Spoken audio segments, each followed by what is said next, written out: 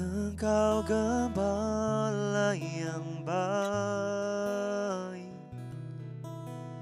Kau menuntun hidupku dan bawaku ke air tenang, menyegarkan jiwaku. Sekalipun ku berjalan dalam lembah kekelaman,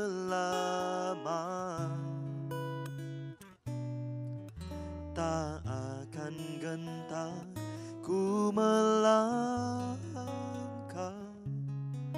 sebab Engkau besertaku.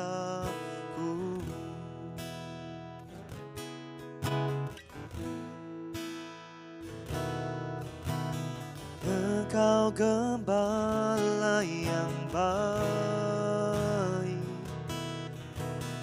Kau menuntun hidupku dan bawaku ke air tenang, menyegarkan jiwaku. Sekalipun ku berjalan dalam lembah kekelaman, tak akan gentar ku melangkah, sebab Engkau besertaku.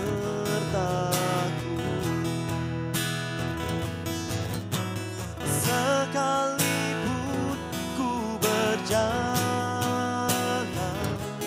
dalam lembah kegelapan, tak akan gentar ku melangkah,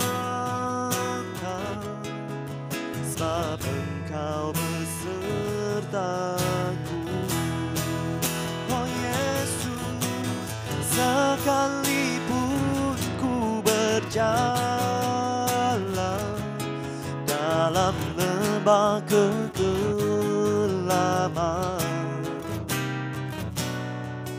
tak akan gentar ku melangkah, sebab Engkau besertaku.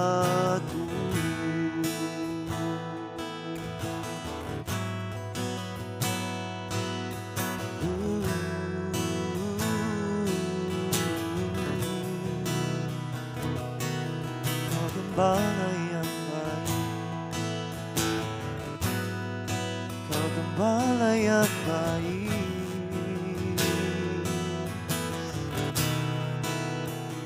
Ku tak dapat jalan sendiri tanpa adanya Engkau Tuhan Yesus.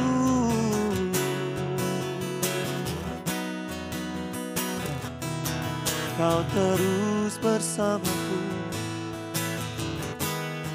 Kau menuntun langkahku, Kau menuntun langkah hidupku.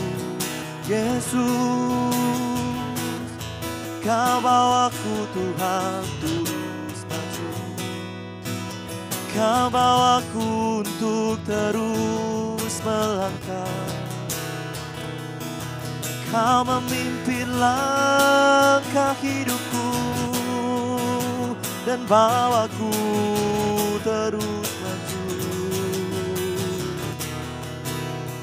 Kau Tuhanku yang baik, Kau gembalaku yang baik, gembalaku yang setia, Yesus.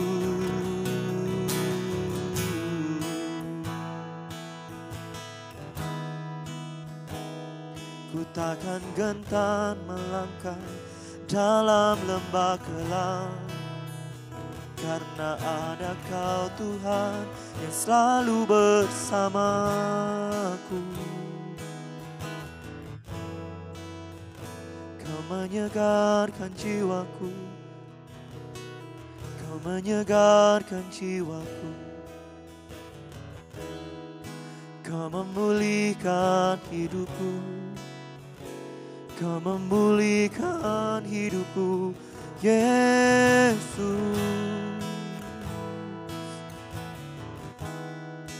Kau memulihkan hatiku dengan Roh Kudus-Mu, oh Yesus,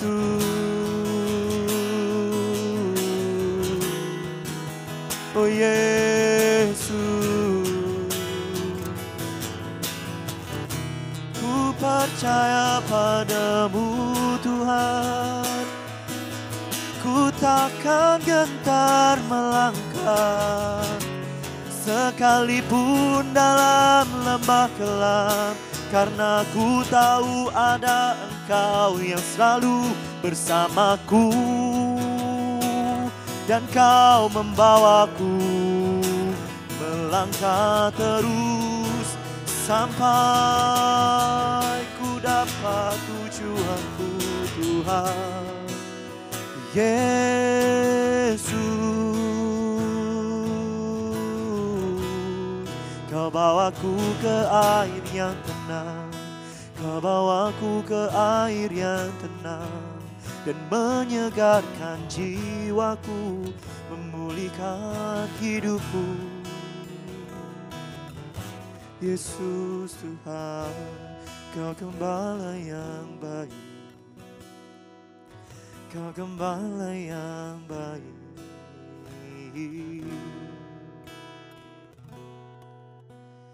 Sekalipun ku berjalan dalam lembah kekelaman,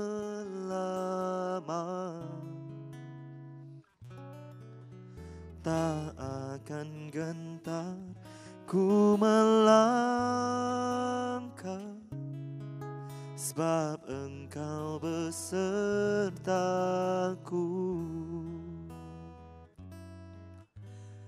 Sekalipun ku berjalan dalam lembah kekelaman,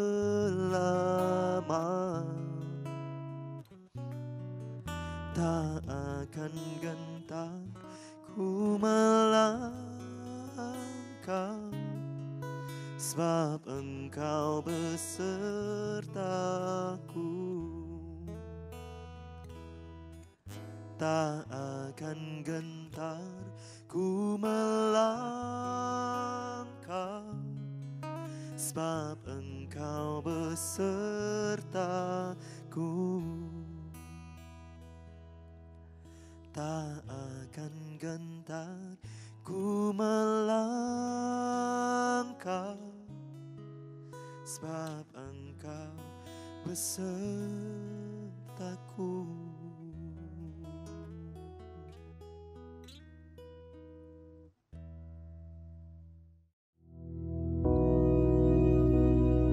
Bapa kami yang di surga, dikuduskanlah namamu, datanglah kerajaan-Mu, jadilah kehendak-Mu di bumi seperti di surga. Berikanlah kami pada hari ini makanan kami yang secukupnya, dan ampunilah kami akan kesalahan kami, seperti kami juga mengampuni orang yang bersalah kepada kami. Dan janganlah membawa kami ke dalam pencobaan, tetapi lepaskanlah kami daripada yang jahat. Karena Engkaulah yang empunya kerajaan dan kuasa dan kemuliaan sampai selama-lamanya. Amin.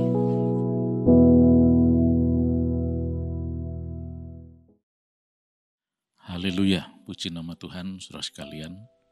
Mari pagi hari ini kita akan kembali merenungkan firman Allah, di mana kita harus selalu bersyukur kepada Tuhan dalam segala hal. Memang kita tahu bahwa bersyukur itu lebih mudah diucapkan daripada diterapkan. Tapi apapun juga itu, kita harus selalu tetap bersyukur. Jangan kita menjadi orang yang tidak tahu bersyukur. Ya, mari kita akan lihat bersama-sama di dalam Matius pasal yang ke-8. Kita akan baca mulai ayat yang ke-5. Dikatakan ketika Yesus masuk ke Kapernaum, datanglah seorang perwira mendapatkan dia dan memohon kepadanya, "Tuan, hambaku terbaring di rumah karena sakit lumpuh, dan ia sangat menderita." Yesus berkata kepadanya, "Aku akan datang menyembuhkannya." Tetapi jawab perwira itu kepadanya, "Tuan, aku tidak layak menerima Tuan di dalam rumahku. Katakan saja sepatah kata, maka hambaku itu akan sembuh. Sebab aku sendiri seorang bawahan, dan di bawahku ada pula prajurit. Jika aku berkata kepada salah seorang prajurit itu, 'Pergi,' maka ia pergi. Dan kepada seorang lagi, 'Datang,' maka ia datang. Ataupun kepada hambaku, 'Kerjakanlah ini,' maka ia mengerjakannya." Setelah Yesus mendengar hal itu, heranlah ia dan berkata kepada mereka yang mengikutinya, "Aku berkata kepadamu, sesungguhnya iman sebesar ini tidak pernah aku jumpai pada seorang pun di antara orang Israel. Aku berkata kepadamu, banyak orang akan datang dari timur dan barat dan duduk makan bersama-sama dengan Abraham, Ishak dan Yakub dalam kerajaan surga. Sedangkan anak kerajaan itu akan dicampakkan dalam kegelapan yang paling gelap. Di sanalah akan terdapat ratap dan kertak gigi." Lalu Yesus berkata kepada perwira itu, "Pulanglah dan jadilah kepadamu seperti yang kau percaya." Maka pada saat itu juga sembuhlah hambanya. Amin. Puji nama Tuhan, saudara sekalian. Nah, di sini kita melihat bagaimana Tuhan Yesus itu adalah penyembuh. Itulah sebabnya kita selalu bersyukur kepada Dia, karena kita punya Tuhan yang ajaib, Tuhan yang menyembuhkan, Tuhan yang senantiasa berkuasa dan sanggup dan mau menyembuhkan. Tuhan Yesus bukanlah Tuhan yang suka menunda-nunda waktu, menelantarkan orang yang sedang menderita, dan sebagainya. Seperti dikatakan di dalam ayat yang ke-7 tadi, ya, dikatakan begini. Yesus berkata kepadanya, "Aku akan datang menyembuhkannya." Wah, ini luar biasa ini. Yesus bukan orang yang nganggur, tapi Dia mengatakan, "Aku akan datang menyembuhkannya." Pertama kita lihat di sini, bagaimana Yesus itu sangat-sangat memperhatikan keadaan orang yang sedang dalam keadaan sulit, susah, menderita, dan sebagainya. Orang yang sakit ini butuh kesembuhan, butuh pertolongan. Tuhan Yesus tidak pernah mengabaikannya. Tuhan Yesus katakan, "Aku akan datang menyembuhkannya." Ya, oleh karena itu kita bersyukur mempunyai Yesus yang seperti Dia, yang tidak mengabaikan untuk segera memberikan pertolongan pada saat dibutuhkan. Dia adalah Allah yang baik. Puji nama Tuhan.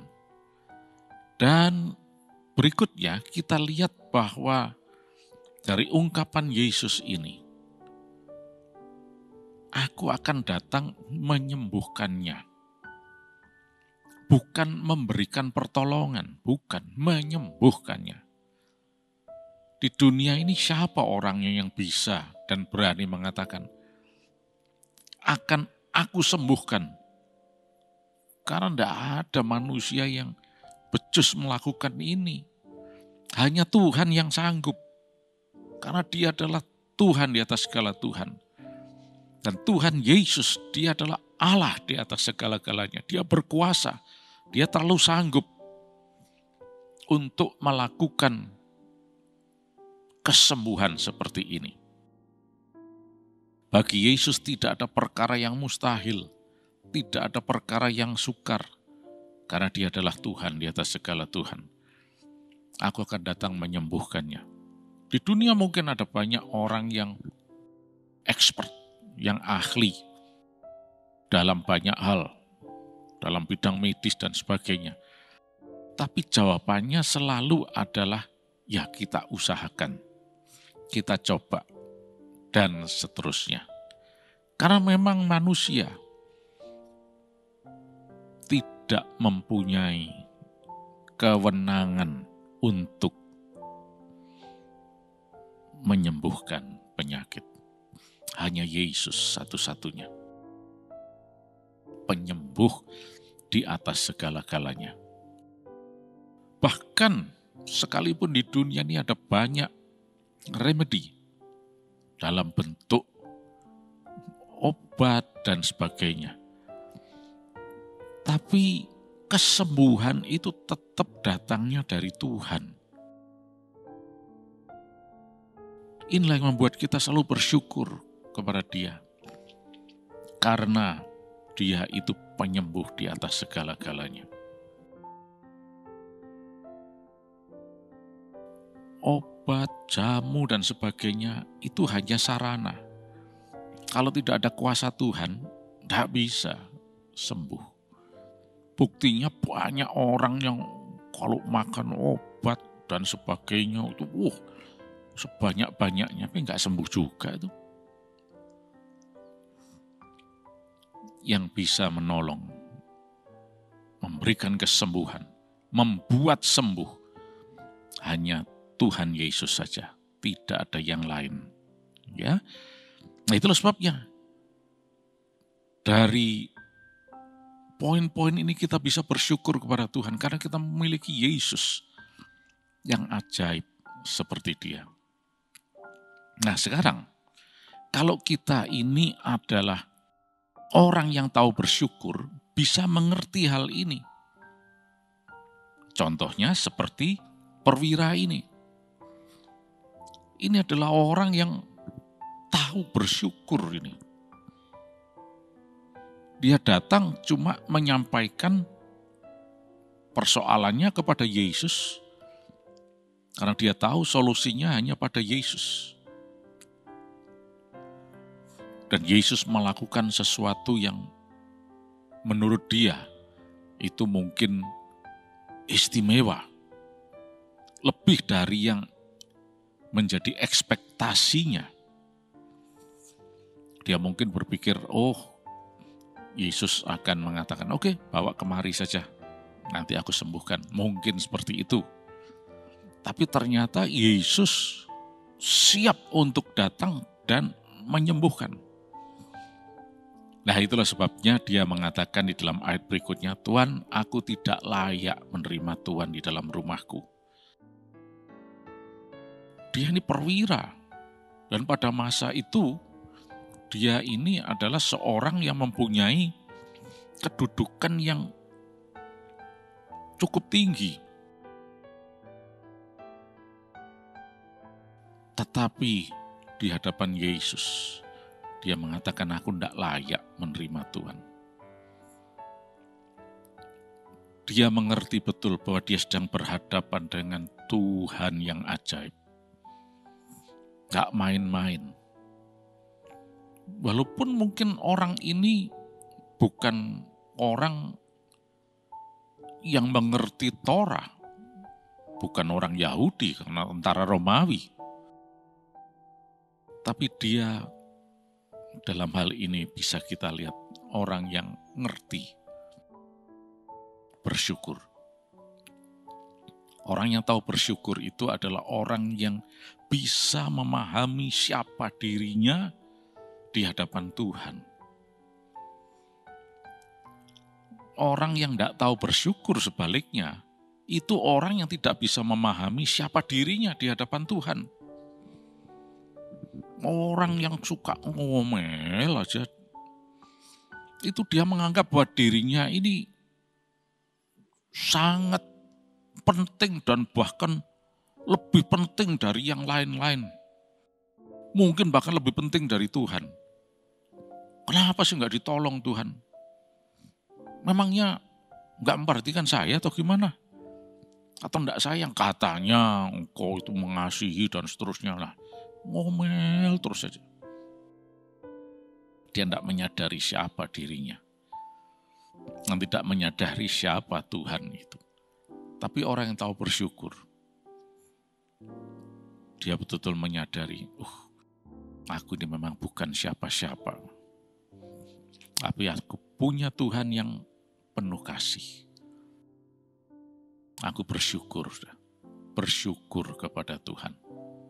Karena dia ini Allah yang baik, Allah yang penuh kasih. Nah, perwira ini bukan cuma sampai di situ saja. Kalau sampai di situ saja kita mungkin bisa menelusuri dan kemudian menganggap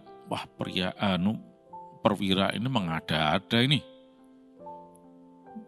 Tadi dia udah jauh-jauh datang ketemu Yesus, sekarang direspon oleh Yesus, ditanggapi, kok mundur dengan mengatakan, aku tidak layak menerima Tuhan. Tapi kita melihat ada penjelasannya, yaitu katakan saja sepatah kata, maka hambaku itu akan sembuh. Nah, dan dia menggambarkan dirinya dengan anak-anak buahnya, bawahan-bawahannya. Dia mengatakan dalam ayat 9, aku sendiri seorang bawahan kok, tapi di bawahku ada juga prajurit, ada bawahan lagi. Jika aku berkata pada seorang prajurit ini, pergilah, maka dia akan pergi, nurut. Kalau aku katakan, kemari, datanglah, maka dia juga nurut instruksi itu. Atau kepada hamba yang lain, kerjakan ini, maka dia juga nurut. Karena aku punya otoritas. Nah, si perwira ini melihat siapa Yesus itu. Dia sedang berhadapan dengan seorang yang punya otoritas. Langsung dia katakan, udah, tidak usah merepotkan. Engkau itu punya otoritas, seperti aku juga sudah mengalami. Sekarang, engkau cuma tinggal mengatakan saja. Katakan saja sepatah kata, maka hambaku itu akan sembuh. Ini luar biasa. Itulah sebabnya Yesus mengatakan, aku belum pernah menemui hal seperti ini. Ya, orang yang punya iman sebesar ini tidak pernah aku jumpai. Nah, saudara sekalian, di sini kita lihat bagaimana Yesus juga kagum akan si perwira ini. Melihat imannya. Nah, di sini kita lihat bahwa orang boleh mengklaim beriman, percaya, dan seterusnya. Tapi kalau tidak dikaitkan dengan kehidupan yang tahu bersyukur, nol besar. Orang yang tahu bersyukur adalah orang yang punya iman kepada Yesus. Ketika dalam keadaan baik bersyukur, ya sudah, tidak masalah, normal-normal saja. Tapi dalam keadaan yang tidak baik, dalam kondisi yang tidak seperti yang diharapkan, tapi kalau dia adalah orang yang tahu bersyukur, itulah orang yang dikatakan punya iman Itulah orang yang percaya kepada Yesus. Dalam keadaan yang tidak seperti yang dia harapkan, tidak baik, sakit mungkin dan sebagainya, dia tidak ngomel. Tapi bersyukur kepada Tuhan. Tuhan, aku bersyukur punya Yesus, Adonai Rove. Tuhan yang adalah dokter, segala dokter. Adonai Rove. Tuhan yang melakukan kesembuhan. Rafa. Tuhan yang menyembuhkan. Adonai Rafa. Dia bersyukur pada Tuhan karena punya Tuhan yang ajaib. Itu merefleksikan iman yang ada dalam dirinya.